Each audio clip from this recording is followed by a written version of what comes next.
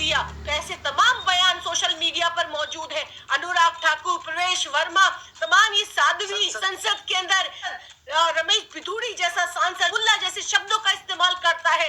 तो ये क्या है? देखिए, आज इस देश के अंदर एक देश दो कानून चल रहे हैं, और अगर आप बोलेंगे तो आपके घरों को बुलडोज कर दिया जाएगा। आपकी गैर कानूनी तरीके से आप पर मुकदमे चलाए जाएंगे। आप अगर बोलेंगे तो आप पर यूएपीए लगेगा। जिस तरीके से हमने देखा मुफ्ती साहब के ऊपर गिरफ्तारी हुई। क्या सोशल मीडिया के माध्यम से जो मैंने देखा, जो मैंने सुना, तो मैंने यही देखा कि कुत्तों की बात की उन्होंने, कि अभी कुत्तों का दौर है, हमारा दौर भी आएगा। उन्होंने किस सेंस में कहा, किस मुल्क के लिए कहा, क्या क्यों कहा, किस लिए कहा, लेकिन किसी की भावना यहाँ पर कैसे आहत होती है मैं नहीं समझ पाई।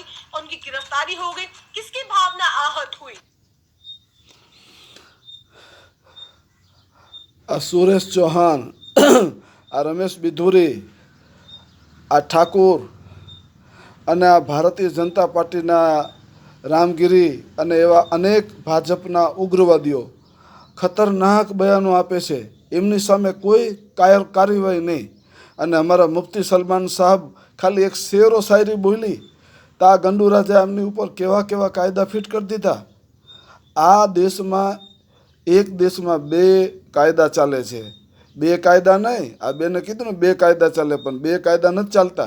એક જ કાયદો ચાલે છે આરએસએસનો, અને આ છે કાયદો સરમુખત્યારી અને હિટલરશાહી દમનકારી કાયદો ચાલે છે. અંધા કાનૂન જેને કહેવામાં આવે છે. હું ગુજરાત જનતા સમર્થન પાર્ટીનો પ્રેસિડેન્ટ ગુલામ હુસૈન ઉમરભાઈ બલોચ મકરાણી. જય હિન્દ, જય ભારત.